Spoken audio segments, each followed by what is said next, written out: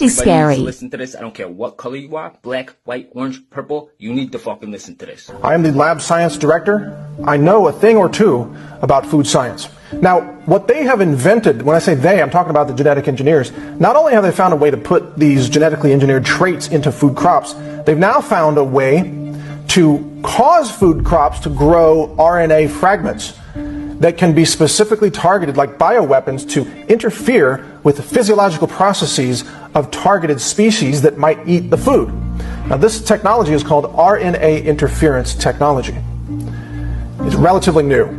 Compared to GMOs, relatively new. It's being touted now as a technology to eliminate the use of pesticides, because what they're saying is they can cause a corn crop to grow RNA fragments that will kill the insects that eat the corn without having to use pesticides like toxic chemicals that overload the insect nervous system and kill it from a nervous system breakdown and so on. This RNA interference technology is a pesticide technology, but it doesn't rely on pesticide chemicals. It relies on RNA fragments in the food. Now, what's disturbing about this is that this technology can be fine-tuned to target a specific race of humans who eat the food. I want you to follow me very carefully on this, because most people have never heard of this before. They've never heard of this technology. They don't know it can be targeted by race. Food crops can be engineered right now based on existing technology to cause infertility in black people alone. That technology is a reality. It's widely covered out there in the mainstream media, in the science media. RNA interference technology is widely covered.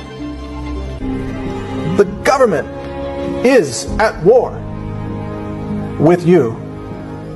If you're black and you're watching this, the government is at war with you, and they want you to exterminate it, and they control the science funding, which means there will never be money for any genetic science of the food supply to uncover this truth. If it were there, it would be covered up like everything else has been covered up this entire time. Just like the Tuskegee experiments covered things up in the 1930s. Nothing has changed, except the technology is more advanced.